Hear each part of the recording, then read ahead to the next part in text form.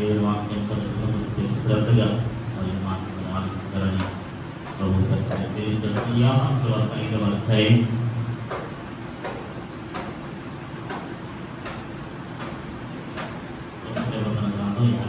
44వ page మొదటి 9 వచనాలు మనం చదువుకుంటాం. అటు తరువాత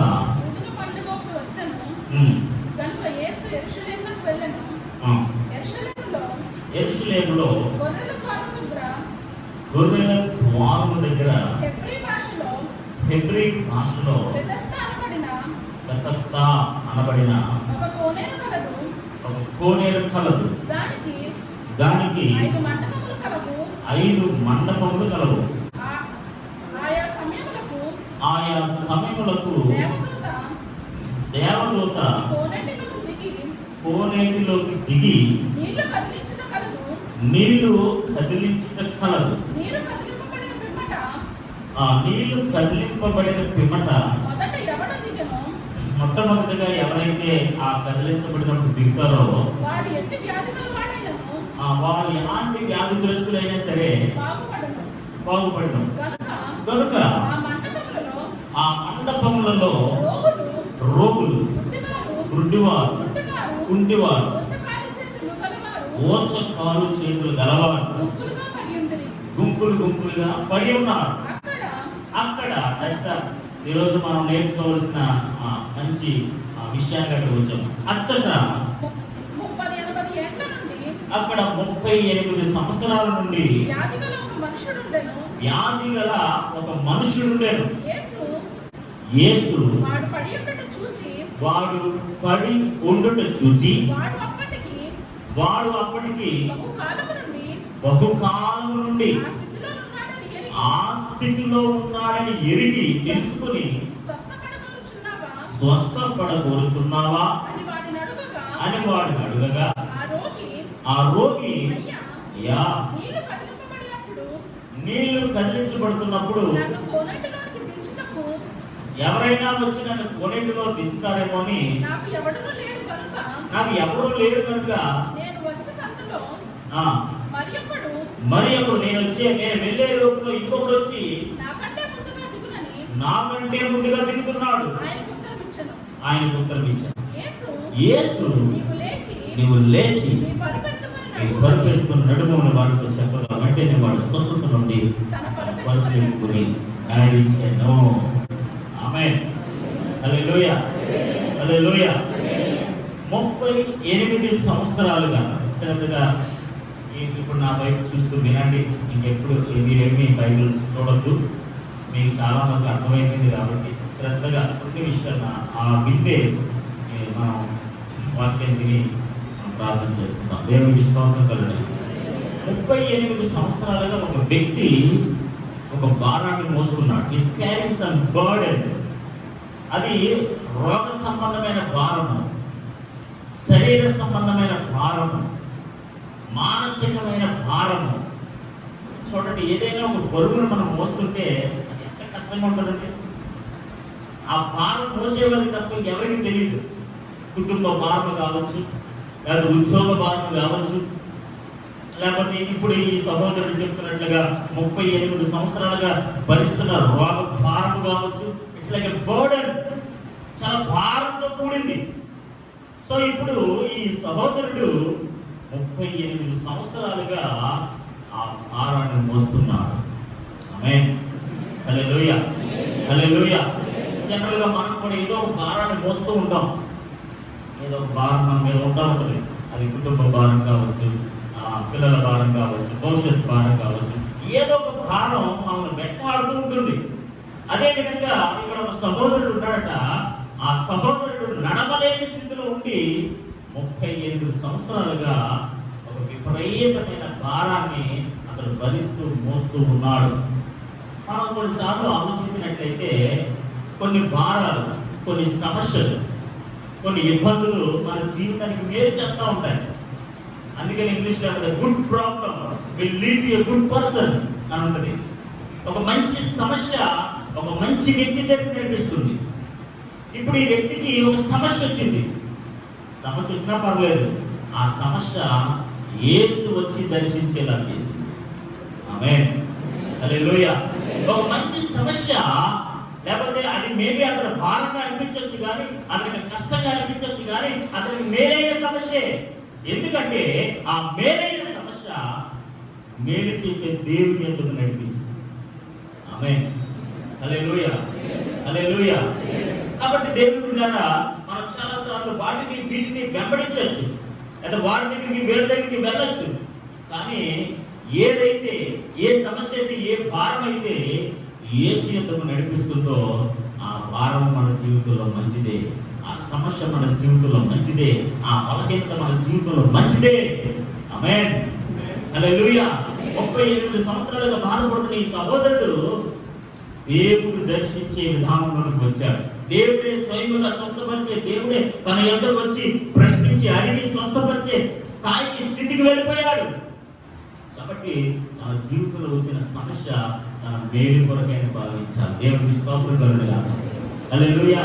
కొన్నిసార్లు ఈ భారం, ఆ భారం పెట్టుకుంటాం కదండి, ఆ భారాలు మన దగ్గర ఉండటం వల్ల దేవుని ఎందుకు మరింత దగ్గరగా చేర్చబడతాం, దేవుని గురించి మరింత పరిపూర్ణంగా తెలుసుకోగలుగుతాం, దేవుని యొక్క గొప్పతనాన్ని, దేవుని యొక్క శక్తిని, దేవుని యొక్క మహిమను మనం అనుభవించగలుగుతాం. ఆయన మనతో సంభాషించే విధానంలోకి మనం వెళ్తాం. ఎందుకంటే ఆ సమస్య నేను దేవునికి దగ్గర చేస్తుంది.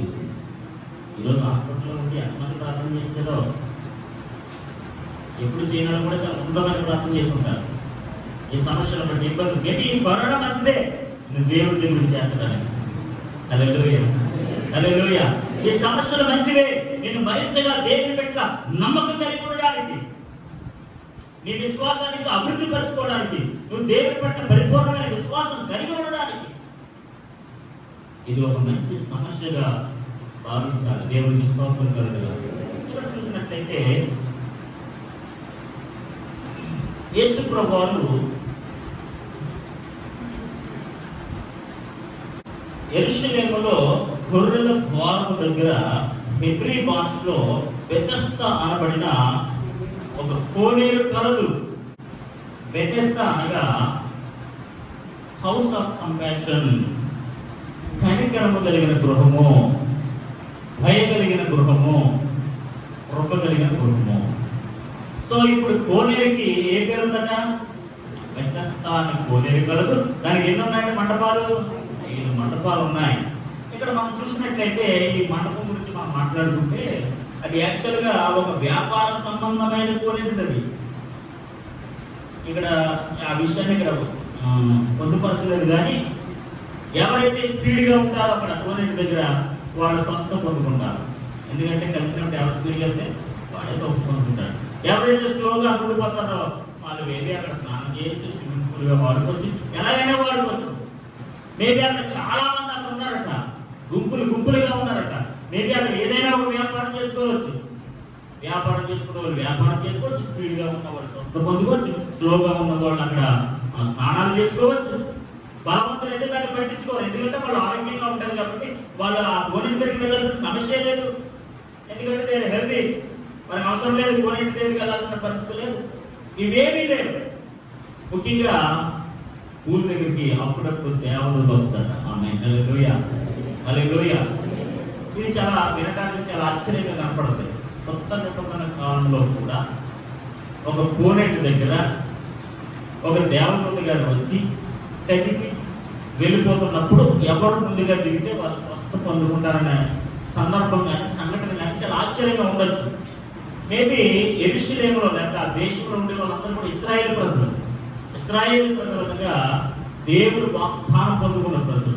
అందుకనే నిర్మాకాండం 15:26 మనం చూసినట్టు నేను స్వస్థపరిచి యెహోవాను నేనే అని వాగ్దానం చేశాడు. ఆ వాగ్దానాన్ని నెరవేర్చడానికి ఇశ్రాయేలు ప్రజల పట్ల దేవుడు ఒక సూచికగా లేక ఒక రుజువుగా దాన్ని ఉంచాడని కొంతమంది చరిత్రకారులు చెప్తున్నారు.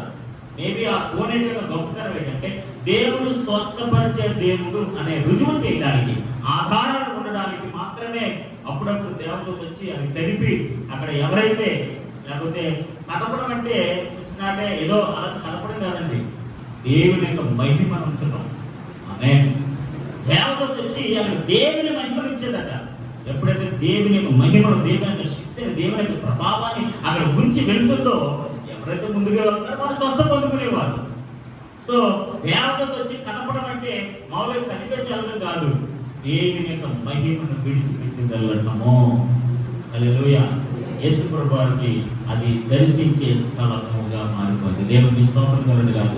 కొంతమంది వ్యాపారాలు చేస్తున్నారు, కొంతమంది స్వస్థ పొందుకున్నారు, కొంతమంది స్నానాలు చేస్తారు, కొంతమంది వ్యాపారాలు చేసుకున్నారు. దేవునిలో వచ్చి మహిమను తిప్పి వెళ్తుంది. యేసు ప్రభు వారు ఆ స్థలాన్ని దర్శించారు. దేవునికి స్తోత్రం కలుగును గాక. మనం ఈ మాసంలో లేదా ఈ నెలలో మనం నేర్చుకుంటున్న అంశం ఏంటంటే దేవుడు దర్శించే సమయం. The God of visitation. దేవుడు దర్శించేవాడిగా ఉన్నాడు. దేవుడు మనం దర్శిస్తాడు, ఈ విజిట్ చేస్తాడు. ఇక్కడ మనం చూసినట్లయితే ఈ కరుణ గల ఇల్లు లేదా బెతెస్దాగా కనికరం కలిగిన ఇల్లు అనే స్థలంలో చాలా మంది ఉన్నారట. అక్కడ చూడండి, అక్కడ మనం చూసినట్లయితే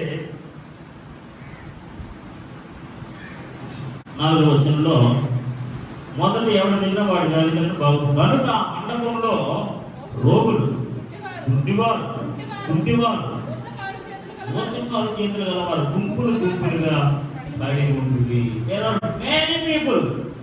అక్కడ చాలా మంది ప్రజలు గుడ్డివారు ఉన్నారు, మోస చేతులు గలవారు ఉన్నారు. ఇలా చాలా మంది నిస్సహాయ స్థితిలో ఉన్నవారు, ఎలాంటి సహాయం పొందుకోలేని వారు అక్కడ ఉన్నారు.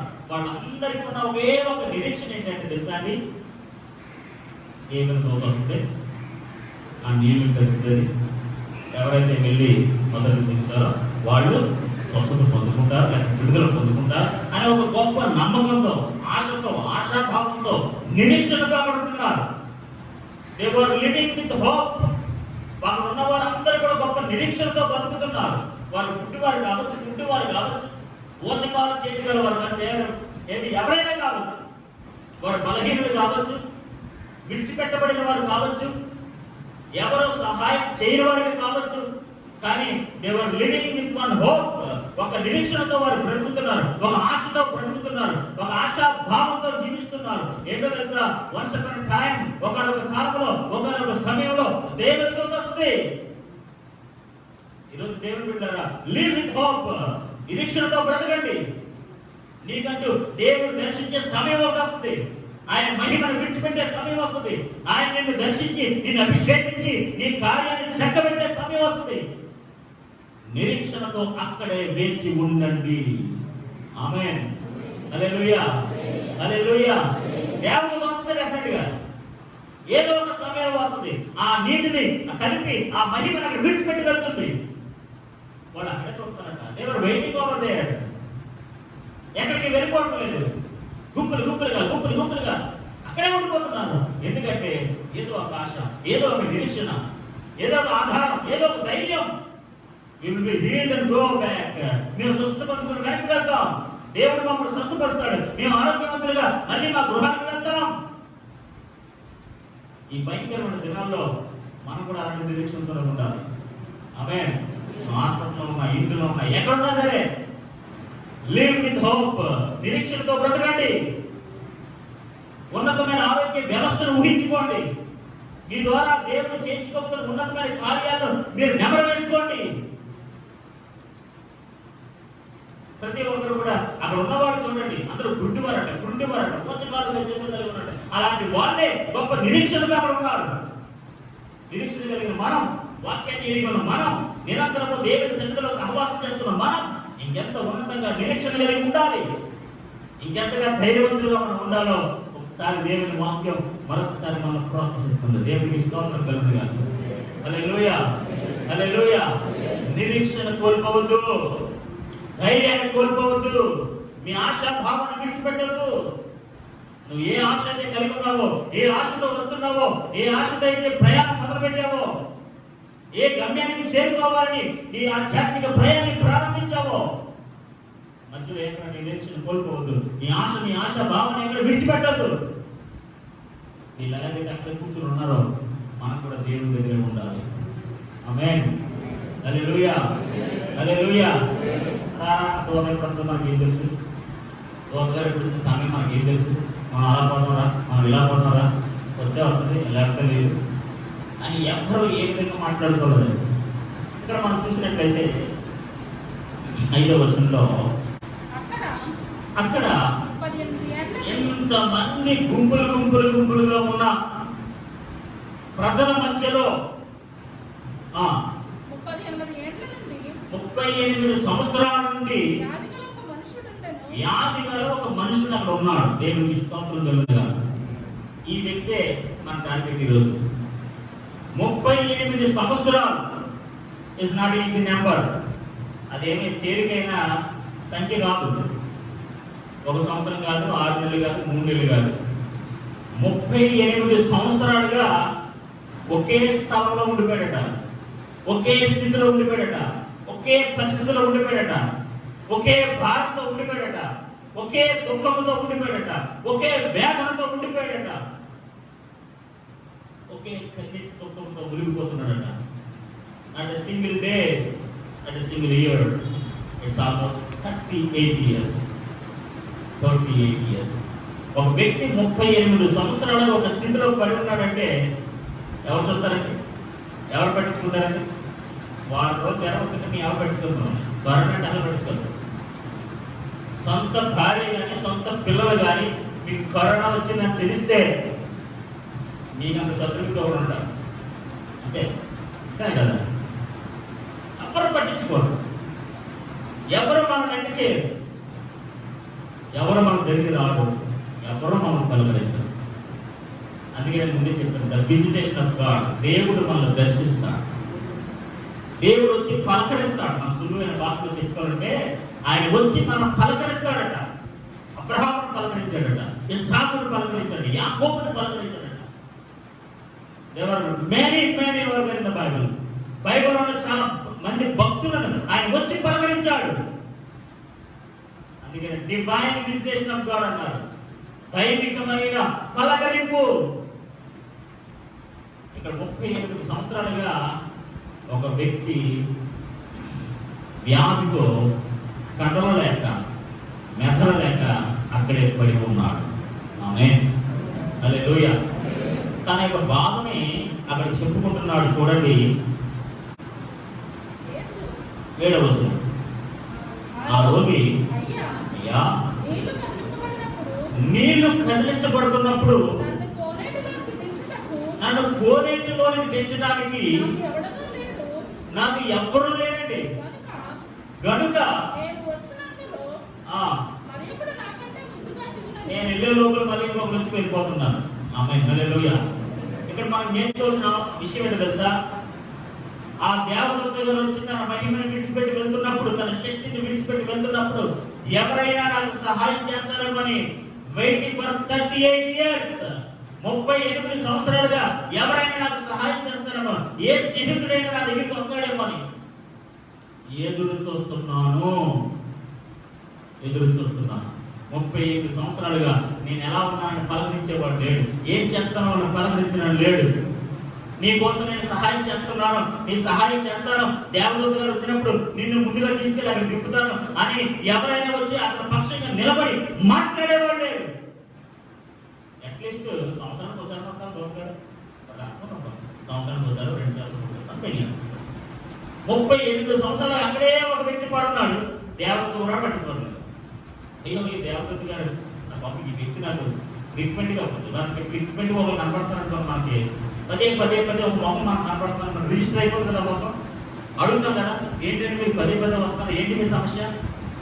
నేను చూశాను అవతల చూశాను, ఎన్నిసార్లు చూస్తున్నా అంటే 38 సంవత్సరాలకు ఒకే మొహం అక్కడ ఉందంటే ఎంతమంది రిజిస్టర్ అయిపోయింది కదా మొహం.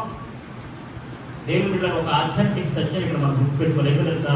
38 సంవత్సరాలుగా ఆ వ్యక్తిని ఎవరు పట్టించుకోవట్లేదు. Nobody is caring, nobody is talking, nobody is helping, nobody is friendshiping. అతనితో ఎవరు స్నేహం చేయట్లేదు, ఎవరితో మాట్లాడట్లేదు, ఎవరు అడగట్లేదు, ఎవరు పలకరించట్లేదు. తిన్నావా, ఉన్నావా, ఎలా ఉన్నావు, ఏం చేస్తున్నావు? ఇదేంటో కూడా అంతే కదా, ఎవరు మనం పలకరించట్లేదు. పలకరిస్తే భయం. మాస్టర్ నాకు మొహం తెలియట్లేదు. ఒకసారి నాకు ఎవరో ప్రైజర్ చెప్తే ఎవరో ప్రైజర్ చూసినప్పుడు నేను తెలిసినోడే మాస్టర్ మొదలు కూడా తెలియట్లే, ఎవరెవరో ఏంటి అర్థం కావట్లా.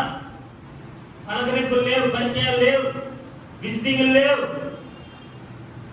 ఏమీ లేదు, ఏమీ లేదు. ఆదరించేవాళ్ళు లేరు, పలకరించేవాళ్ళు లేరు, ఏదైనా పట్టుకొచ్చి ఇవ్వడానికి లేదు. అలాంటి పరిస్థితులు నాకు చూడండి. కాబట్టి దేవుని బిడ్డలారా, ఈ రోజున 38 సంవత్సరాలుగా ఒక వ్యక్తి అక్కడే ఉండిపోయాడు. ఏదో 6 నెలలుగానో బాధపడతామేమో, మేము 2 నెలలుగానో బాధపడతాం, లేకపోతే 1 నెలగానో బాధపడతామేమో. కానీ ఇక్కడ వ్యక్తి 38 సంవత్సరాలుగా తన నిరీక్షణ కోల్పోకుండా, తన ధైర్యాన్ని కోల్పోకుండా, తన విశ్వాసాన్ని కోల్పోకుండా అక్కడే ఉండి ఎదురు చూస్తున్నాం. అతనికి ఎప్పటికైనా ఒక నిరీక్షణ ఉందని ఏంటో తెలుసా? ఖచ్చితంగా నేను స్వస్థత పొందుకుంటాను, ఖచ్చితంగా నేను స్వస్థత పొందుకునే ఇక్కడి నుంచి వెళ్తానని 38 సంవత్సరాలు వెయిట్ చేస్తున్నాడు. ఎక్కడ నిరాశపడలేదు, ఎక్కడ లేకపోతే తన విశ్వాసాన్ని ధైర్యాన్ని కోల్పోలేదు. 10 రోజులు కోల్పోతారు మీరు. చిన్న నీరసం ఉంటే చాలు ఎంత భయపడిపోతారు మీరు. ఇంతవరకు చదివిన వాక్యం ఏమైపోతుందో తెలియదు, ప్రార్థన ఏమైపోతుందో తెలియదు, ఉపదేశాలు ఏమైపోతుందో తెలియదు, సహవాసం ఏమైపోతుందో తెలియదు. ఎలా పడితే అలా మాట్లాడతారు, ఏది పడితే మాట్లాడతారు. నిరీక్షణతో కూడా ఒక మాట మాట్లాడలేదు, విశ్వాసంతో కూడా ఒక వాగ్దానం చెప్పలేదు, ధైర్యంగా ఒక వ్యక్తిని ప్రోత్సహించలేదు. 38 సంవత్సరాలుగా ఒకే స్థలంలో కూర్చుని భార్యను అనుభవిస్తున్న ఒక వ్యక్తి మనకు ఒక ఉపదేశం ఇస్తాడు. ఏంటో తెలుసా? నేను స్వస్థత పొందుకుని ఇంటికి వెళ్తాను. I have my hope. నాకు గొప్ప నిరీక్షణ ఉంది. Somebody will come and visit me. ఎవరో వచ్చి నన్ను దర్శిస్తారు. ఏదో ఒక సమయంలో నాకు స్వస్థత వస్తుంది అని 38 సంవత్సరాలుగా ఒకే స్థలంలో ఉండిపోయాడు. ఆ స్థలం పేరు తెలుసా? కరుణ కలిగిన గృహము, the house of compassion, the house of kindness, house of grace. కృప కలిగిన ఇల్లు, కనికరము కలిగిన ఇల్లు, దయ కలిగిన ఇల్లు. వ్యత్యస్త అనగా అదే అర్థము. అలాంటి స్థలంలో, ఒకే స్థలంలో నిరీక్షణతో కనికరం కలిగిన స్థలంలో అలా ఉండిపోయాడంతే. హల్లెలూయా, హల్లెలూయా. దొంగలు లేవు, ఏమీ లేవు. అయ్యా ఎవరైనా వచ్చి నాకు సహాయం చేస్తున్నారేమో అనుకుంటున్నాను. తల్లిపోయిన కుమారుడు ఎవరో అన్నీ అయిపోయాడు, డబ్బులు గుడ్లు అన్నీ అయిపోయాడు. బంధువులు కొడుకు కూడా తినేద్దామని స్థితికి వెళ్ళిపోతే ఏ ఒక్కరూ అతనికి సహాయం చేయలేదు. ఎంతో ధనవంతుడు కలిగిన కుమారుడు తన సమస్తం కోల్పోయి, స్నేహితులు విడిచిపెట్టి, సమస్తం అయిపోయి, డబ్బులు లేవు, శరీరం లేదు, ఏమీ లేదు. అలాంటి పరిస్థితుల్లో అతని ఎంత ఎవరినో లేకపోయినో యేసుప్రభువుని సిలువేసినప్పుడు ఒక బందీగా పట్టుకెళ్ళబడి వచ్చాడు. ఎప్పుడైతే యేసుప్రభువుని పట్టుకోవడానికి అందరూ పట్టుకోవట్లేదో అప్పుడు కదా అక్కడ ఉన్న వాళ్ళు అందరూ వదిలేసి వెళ్ళిపోయాడు. ఎప్పుడైతే సమస్య వచ్చిందో, ఎప్పుడైతే ఇబ్బంది వచ్చిందో, మార్కు సువార్త 14 చదివితే యేసుప్రభువు గారు పట్టుకోవడానికి రాగానే అక్కడ ఉన్న వారందరూ ఆయన విడిచిపెట్టి వెళ్ళిపోయాను. అక్కడ ఉన్న వాళ్ళందరూ ఆయన విడిచిపెట్టి వెళ్ళిపోయారట. ఎందుకంటే రక్షణ కోట్లు అందరూ వచ్చి యేసుప్రభువుని బందీగా తీసుకెళ్ళిపోతారు, ఆయన పక్కన నిన్ను తీసుకెళ్ళిపోతారు. సో ఎవ్రీబడి లెఫ్ట్, విడిచిపెట్టేశారు, యేసుప్రభువునే విడిచిపెట్టేశారు. మన దేవుడులారా, ఈ లోకంలో ఎవరో మనకు సహాయం చేయరు. ఆమేన్, హల్లెలూయా, హల్లెలూయా. ఎవరో వస్తారు, ఏం చెప్తారు, అలాగే పెట్టుకోకూడదు. ఒకటే నిరీక్షణతో పలకండి. దేవుడు ఉన్నాడు, ఆయన నన్ను దర్శిస్తాడు. దేవుడు ఉన్నాడు, ఆయన నాకు సహాయం చేస్తాడు. వాళ్ళు రాలేదు, ఏం రాలేదు, వీళ్ళు లేదు, వాళ్ళు లేదు, వాళ్ళు చేయలేదు, వీళ్ళు చేయలేదు అని ఎవరి మీద స్వనక్కడి, ఎవరి మీద కొనక్కడి, నేను బలహీనుడిగా ఉన్నాను, ఎవరు రాలేదు. అంతమంది గుడ్డువారు వచ్చి అందరూ అక్కడ గుంపులు ఉన్నారట. ఈ పాపం ఈ సహోదరుడు కూడా అక్కడ ఉన్నాడట. యేసుప్రభుతో చెప్తున్నాడు, ప్రభా ఎవరు వచ్చి నాకు సహాయం చేయలేదు. ఆయన హెల్ప్లెస్ పర్సన్, నిస్సహాయ స్థితిలో ఉన్నవాడు నేను, నిస్సహాయ స్థితిలో ఉన్నవాడు నేను, నాకు ఎవరు సహాయం చేయలేదు ప్రభా. చూడండి, ముందు వచ్చిన వచ్చేసాం కాబట్టి 5వ వచనం. అక్కడ 18 ఏళ్ల నుండి వ్యాధిగల ఒక మనుషుడుండెను. యేసు వాడు పడి ఉండట చూచి వాడప్పటికి బహుకాలము నుండి యేసు వాడు పడి ఉండట చూచి ఆమేన్, హల్లెలూయా. దేవుడు అతన్ని దర్శించే సమయం వచ్చింది. యేసు వాడు పడి ఉండట చూచి, ఆమేన్, హల్లెలూయా. మన దేవుడు ఏ దేవుడు? ఎస్, చూచి ఆయన దగ్గరికి వచ్చాడు అనమాట, అంటే దర్శించాడు. ఖచ్చితంగా దేవుడు మనల్ని దర్శిస్తాడు. ఆమేన్. ఎవరు ఆమేన్ చెప్పండి. ఆమేన్. 38 సంవత్సరాలుగా అదే స్థితిలో భారాన్ని మోస్తూ పడిపోయి ఉన్నవాడిని ఆయన చూచెను. ఎవరు చూసినా చూడకపోయినా, ఎవరు పట్టించుకున్నా పట్టించుకోకపోయినా, కనీసం దోతగారు కూడా పట్టించుకోకపోయినా యేసు వారిని పడి ఉండడు చూచి. ఆమేన్. హల్లెలూయా. నీ బాధను చూసే దేవుడు, నీ కన్నీరు చూసే దేవుడు, నీ వేదన చూసే దేవుడు, నీ పరిస్థితులను చూసే దేవుడు, సమస్తాన్ని చూసే దేవుడు. ఆమేన్. హల్లెలూయా. ఇప్పుడు ఈ 38 సంవత్సరాలుగా పడి ఉన్న ఈ స్థితిలో భారత పోస్తున్న వ్యక్తిని ఆ స్థితిలో ఉండుట యేసు చూచి, ఆమేన్, వాడప్పటికీ బహుకాలము నుండి ఆ స్థితిలో ఉన్నాడని ఎరిగి, ఆమేన్, హల్లెలూయా, వాడు బహుకాలం నుంచి ఆ స్థితిలో ఉన్నాడని ఎరిగి, ఆమేన్. చూచే దేవుడు, ఎరిగి ఉన్న దేవుడు, తెలుసు, ఈ నో, ఆయనకి తెలుసు బహుకాలం నుంచి వీడి స్థితిలో ఉన్నాడు. ఖచ్చితంగా ఈ వ్యక్తిని నేను దర్శించాలి. ఆమేన్, హల్లెలూయా. చూశాడట, ఆ స్థితిలో ఉన్నాడని అతనికి తెలుసట. అక్కడ చాలా మంది గుంపులు చాలా మంది బ్యాచ్ ఉన్నారు, చాలా మంది ఉన్నారు. God has come to him. దేవుడు మాత్రం, యేసే మాత్రం ఆ 38 సంవత్సరాలు కలిగిన వ్యక్తి దగ్గరికి వచ్చాడు. హల్లెలూయా, హల్లెలూయా, హల్లెలూయా. వచ్చి అడుగుతున్నాడట, స్వస్థత పొందగోరుచున్నావా? ఆమేన్. వాడిని చూసి, వాడి గురించి ఎరిగి, తెలుసుకుని, చాలా కాలం నుంచి ఆ స్థితిలో ఉన్నాడని ఎరిగి, నీవు స్వస్థత పొందగోరుచున్నావా? ఆమేన్. ఎందుకు ఆ ప్రశ్న అడిగారు? ఎందుకు ఆ ప్రశ్న అడిగారు? మేబీ 38 సంవత్సరాల తర్వాత అతను నిరీక్షణ కోల్పోయి ఉండొచ్చు, ఆ విశ్వాసం కోల్పోయి ఉండొచ్చు, అంతే కదా. ఇంకేం స్వస్థతలేండి, ఏ దిక్కులు అడిగిన గొడవలన్నీ నాకు స్వస్థతే మాత్రం ఇంకా నేనే విడుదల పొందుకుంటాను. మేబీ తన ఆశని, ఆశాభావాన్ని, నిరీక్షణ కోల్పోయి చాలా డిఫరెంట్ గా మాట్లాడతాడేమో. God is testing. ఒకసారి ప్రభు అడుగుతున్నాడు, ఇంకేం స్వస్థతలేండి, ఎలా ఉన్నామమ్మా అని అడుగుతారు కొంతమంది, అంతే కదా. ఎలా ఉంది, ఎందుకు ఆడతావా, తిరుగుతావా, చాలా వ్యంగ్యంగా మాట్లాడతారు, అవునా కదా. ఎలా ఉన్నావు అని అడిగిన ప్రశ్నకే ఇలాంటి ప్రశ్నలు వస్తాయి. ఏమన్నా చేయమంటావా అంటే ఏమక్కర్లేదు, ఏమన్నా ఇమ్మంటావా ఏమక్కర్లేదు. ఎందుకంటే ఫ్రస్ట్రేషన్, ఏమేమో ఏం చేయరు, ఇలా ఉంటాను డెఫరెంట్గా. లోపల వాళ్ళ యొక్క మనోభావాలు బయటపడతాయి ఇలాంటి ప్రశ్నలు వస్తుంటాయి. టెస్టింగ్ అనమాట. స్వస్థత పొందుకోవాలనుకుంటున్నావా? You want to heal.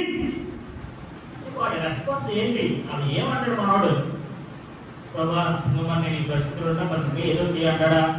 నువ్వెవరో పక్కకు వచ్చావు, ఇప్పుడులాగే ఎవరో వాళ్ళకి 7 సంవత్సరాల నుంచి నువ్వే పక్కకు వచ్చావు, నువ్వే స్వస్థపడుతూ నువ్వేం చేస్తావు, అక్కడ ఉన్నారు, ఇక్కడ ఉన్నారు, ఏమన్నా అంటాడా అని ఏమి అంటాడు? అతను లోపల ఉన్న ఆవేదన ఏంటి, అతని మనసులో ఉన్న భావాన్ని తెలుసుకోవడానికి యేసుప్రభువు అడిగారు తప్ప అన్నిసార్లు అలా అడగడం.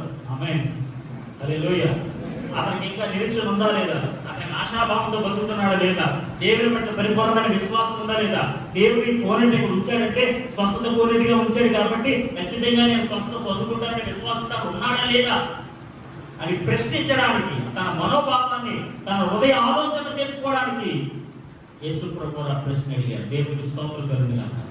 నీవు స్వస్థత పొందగోరుచున్నావా? ఆమేన్, హల్లెలూయా, హల్లెలూయా, హల్లెలూయా. నీ జీవితంలో ఒక అద్భుతం చూడాలనుకుంటున్నావా? దేవుడు నీ పట్ల చేయబోతున్న కార్యాన్ని నువ్వు అనుభవించాలనుకుంటున్నావా? నువ్వు ఏ స్థితిలో ఉన్నావు, నువ్వు ఏ పరిస్థితిలో ఉన్నావు? కొన్నిసార్లు దేవుడు మనం ప్రశ్నిస్తూ ఉంటాడండి, ఈ వ్యక్తిని ప్రశ్నించినట్లుగా. చూడండి, ఆ రోగి అయ్యా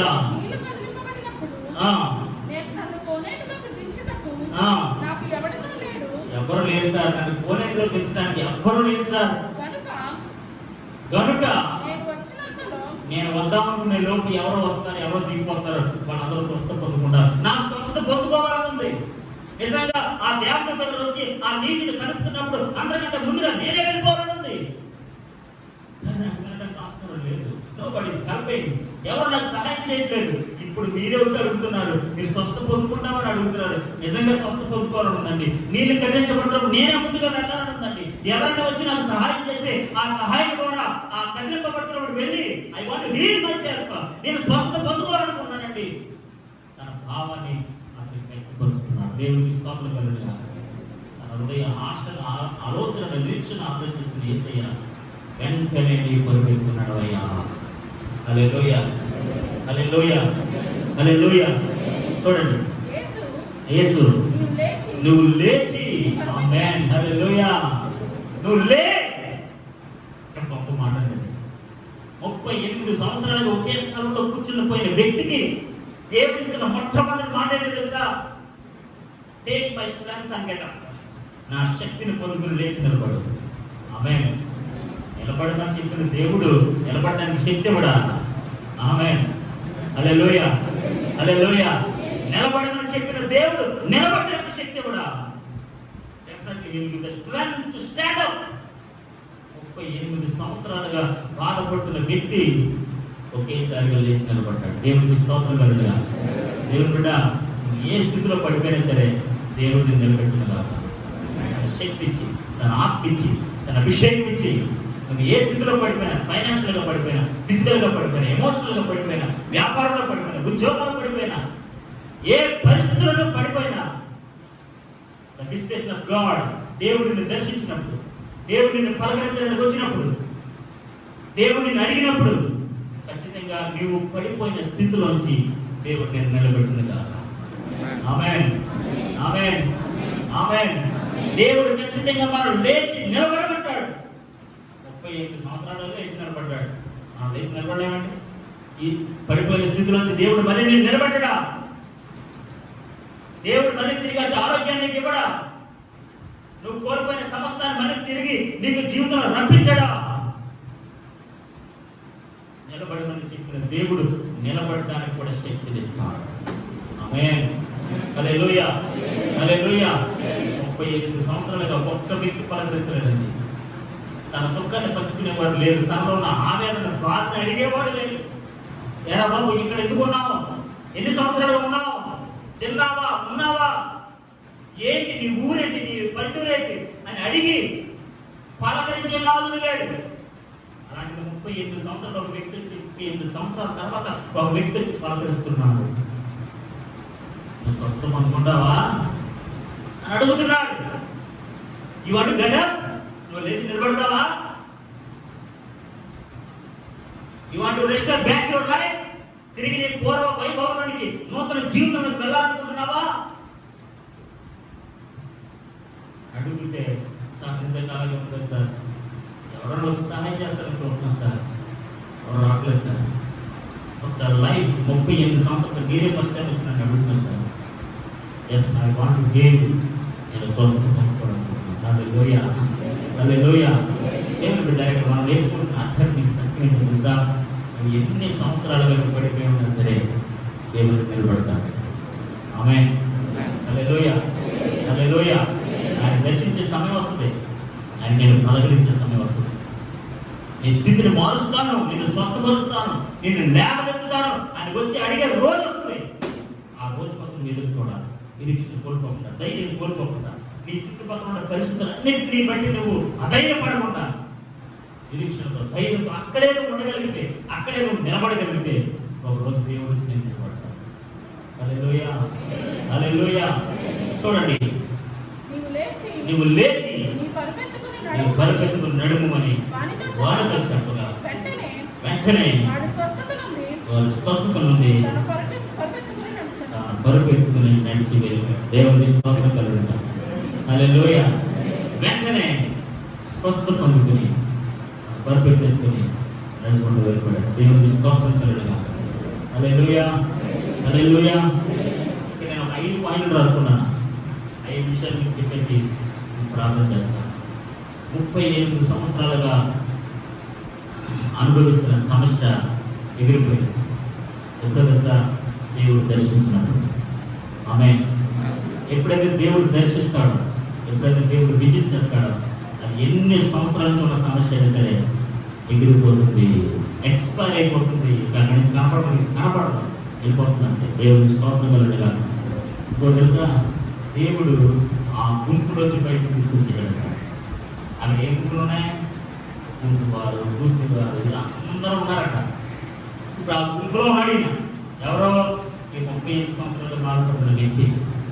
ఎప్పుడైతే దేవుడు దర్శించాడో ఆ గుంపులోంచి బయటకు తీసుకొచ్చాడు. ఆమేన్, హల్లెలూయా. ఇప్పుడు ఉండదండి, హాస్పిటల్ ఉండదండి. జనరల్గా హాస్పిటల్ ఉంటే ఎవరుంటారు? ఎవరుంటారు హాస్పిటల్ ఏంటనే? మా చుట్టాలు ఉంటారా? పేషెంట్లు ఉంటారు. నీకేముంటుంది తెలుసు మనసులో? ఎప్పుడు ఇంటికి వెళ్ళిపోతాం, ఎప్పుడు ఇంటికి వెళ్ళిపోతాం. అవునా కదా? జనరల్గా మనకి ఏముంటుందండి? ఎప్పుడు ఇంటికి వెళ్ళిపోతాం.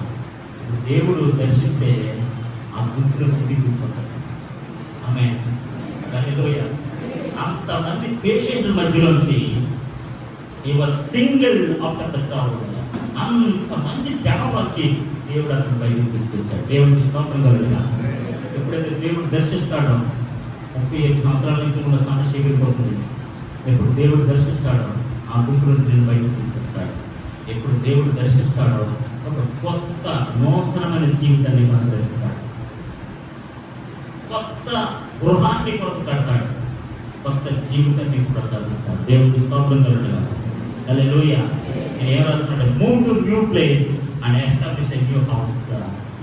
నువ్వు కొత్త గృహాన్ని నడిపిస్తాడట, కొత్త గృహాన్ని కొత్త స్థాపిస్తాడు. ఇప్పుడు నాకు ఎక్కడున్నాడు? ఆ కోనేటి దగ్గరే ఉన్నాడు. ఇప్పుడు అక్కడి నుంచి ఒక కొత్త స్థలానికి మూవ్ అయిపోయాడు. ఆమేన్. ఒక కొత్త గృహానికి దేవుడు నడిపించాడు. ఇప్పుడు దేవుడు నిన్ను దర్శిస్తాడో you move to another place, a new place which is God established one. దేవుడు స్థాపించిన గృహంలోకి, దేవుడు ఇచ్చిన నూతన స్థలంలోనికి నువ్వు వెళ్ళిపోతావు ఎప్పుడైతే దేవుడు దర్శిస్తాడో. 4వది, మునుపటి స్థితిలోనికి దేవుడిని నడిపిస్తాడు. మునుపు ఎలా ఉండేవాడో, ఎంత చక్కగా ఉండేవాడో, ఎంత ఆరోగ్యంగా ఉండేవాడో, ఎంత సంతోషంగా ఉండేవాడో, ఎలాంటి కుటుంబాన్ని కలిగి ఉండేవాడో, రెస్టోర్ బ్యాక్ అలాంటి స్థితిలోకి దేవుడు మనల్ని నడిపించాడు. ఎప్పుడైతే దేవుడు దర్శిస్తాడో నువ్వు ఏ స్థితిలో ఉండేవాడో మళ్ళీ ఆ స్థితిలో దేవుడిని నడిపించిన కాక. హల్లెలూయా. ఇప్పుడు వరకు ఎంతో చేదు జీవితం, ఎంతో దుర్బలమైన జీవితం, ఆ జీవితాన్ని దేవుడు స్వస్థపరిచేశాడు. ముగింపు ఈ చెడు జీవితానికి, ఈ భారంతో కూడిన జీవితం. దిస్ ఇస్ ఎనఫ్ ఫర్ యు. పులిస్ స్టాప్ పెట్టడం ఇక్కడి నుంచి. Set your case. నీ కేసు క్లోజ్ అయిపోయింది. ఇక్కడి నుంచి నువ్వు ఖచ్చితంగా ఒక నూతన జీవితాన్ని అనుభవించడానికి నేను ముందుకు వెళ్ళొచ్చని దేవుడు తనకు ఒక గొప్ప వాగ్దానాన్ని అనుగ్రహించాడు. దేవునికి స్తోత్రం కలుగును గాక. హల్లెలూయా, హల్లెలూయా. చాలాసార్లు అద్భుతాల కోసం మనం అనుకుంటాం, అద్భుతాల కోసం అనుకుంటాం. మన అద్భుతాల కోసం మనం వెంబడించకూడదు, యేసయ్యను వెంబడించాలి. ఆమేన్, హల్లెలూయా. అద్భుతాలను కాదు మనం వెంబడించాలి. ఎవరిని వెంబడించాలి? యేసయ్యను వెంబడించాలి. ఎవరైతే యేసయ్యను వెంబడిస్తారో అద్భుతాలు వారి వెంట వస్తాయి. ఆమేన్. యేసయ్య ఉన్న చోట అద్భుతాలు ఉంటాయి. అందుకని చాలాసార్లు మనం ఆ కోనేటి దగ్గర ఉండిపోవచ్చు. ఖచ్చితంగా దేవుడు మనం దర్శిస్తాడు. దేవుడు కదా అక్కడ కోనేడు ఉంది కాబట్టి ఇప్పుడు ఆ వ్యక్తికి అక్కడ కోనేడు ఉంది, అక్కడ దేవుడు స్వస్థ కలుగుతుంది, నేను స్వస్థ పొందుకుంటాను తెలుసు. ఒకవేళ నీకు కోనేడు తెలియకపోవచ్చు, నీకు కోనేడు తెలియకపోవచ్చు. దేవదూత గారు వచ్చి కలుగుతారు, అక్కడ స్వస్థ పొందుకున్నారన్న విషయం కూడా నీకు తెలియకపోవచ్చు. కానీ యేసయ్య ఉన్నాడని నీకు తెలిస్తే ఆమేన్, హల్లెలూయా, హల్లెలూయా. యేసయ్య ఉన్నాడు, నా పరిస్థితులు మారుస్తాడు అని నువ్వు అర్థం చేసుకోగలిగితే ఖచ్చితంగా దేవుడు నీ జీవితంలో ప్రతి సమస్యను తొలగించి ఒక క్రొత్త జీవితాన్ని దేవుడిని ప్రసాదిస్తాడు. దేవుడిని స్తోత్రం కలుగుతాక. ఈరోజు వాక్య సారాంశం ఏంటో తెలుసా? నువ్వు ఏ స్థితిలో ఉన్నా నిరీక్షణ కలిగి ఉండు, దేవుడు నేను దర్శించే కాలం రాబోతుంది. ఆమేన్. నువ్వు ఏ స్థితిలో ఉన్నా విశ్వాసంతో ఉండు, ఆశాభావంతో ఉండు, నిరీక్షణతో ఉండు. ఖచ్చితంగా దేవుడు ఒక రోజు వస్తాడు. అది 1 year కావచ్చు, 2 years కావచ్చు, ఎప్పుడైనా కావచ్చు. నిరీక్షణ లేని మాటలు మాట్లాడకండి. నిరీక్షణ లేని వారి వల్ల ఇతరుల దగ్గర దుఃఖపడకండి. విశ్వాసం లేని వారి వల్ల మాట్లాడకండి. దేవుని గురించి పరిపూర్ణ అవగాహన లేని వారి వల్లే దుఃఖపడకండి. నిరీక్షణ కలిగి ఉండండి, ధైర్యంగా ఉండండి. ఖచ్చితంగా దేవుడు ఒక రోజు మనం దర్శించినగాక. ఆమేన్. ఎప్పుడైతే దేవుడు దర్శిస్తాడో ఈ సమస్య తొలగిపోతుంది. ఆ గుంపులోకి మీరు ఉండరు. మీరు ఆ స్థితి నుంచి ఏ స్థితిలో అయితే ఉండేవారు ఆ స్థితిలోకి వెళ్ళిపోతారు. ఈ స్థితిని, మీ పరిస్థితిని మార్చేసి ఒక కొత్త స్థలంలోనికి మిమ్మల్ని నడిపిస్తాడు. దేవుడికి స్తోత్రం కలుగుగాక. హల్లెలూయా.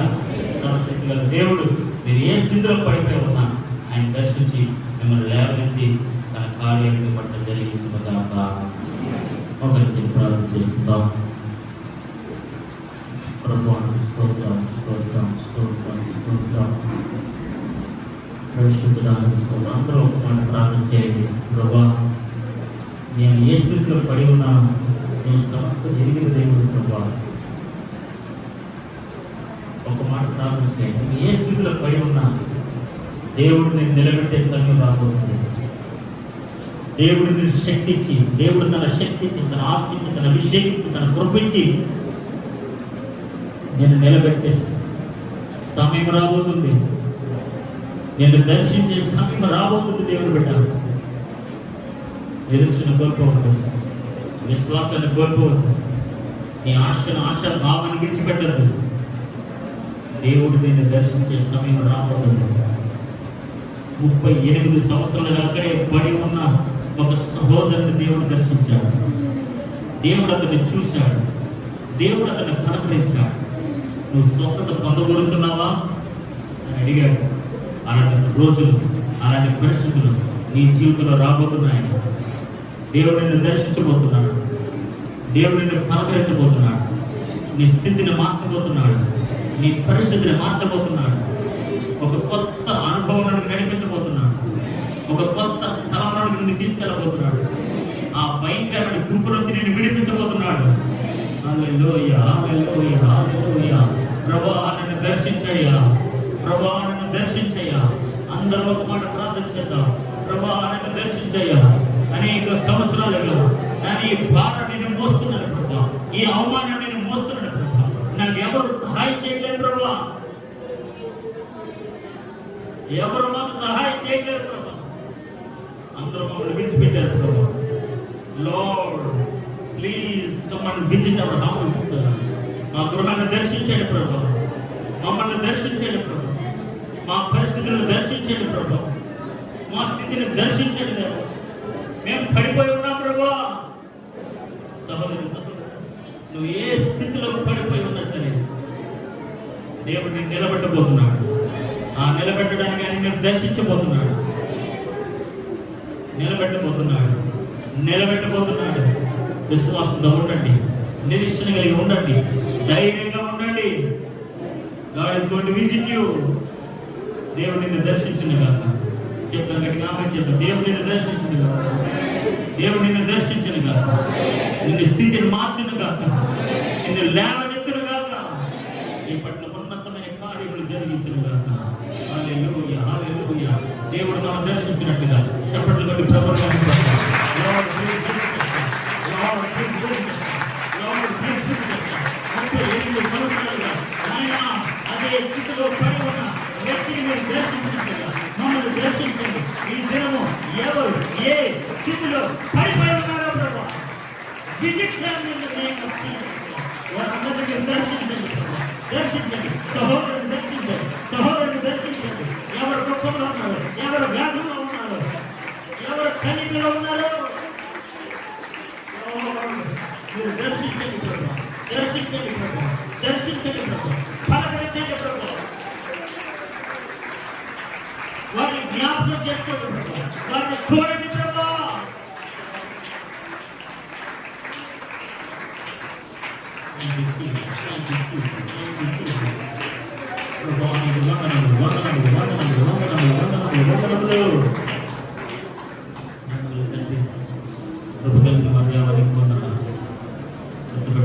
ప్రతి ఒక్కరిలో మీరు దయచేసి ఈ నామాన్ని మహింపరుస్తారు. యేసు పరిశుద్ధ నామములో అడిగి వేడుకుంటున్నాము పరమ తండ్రి. ఆమేన్.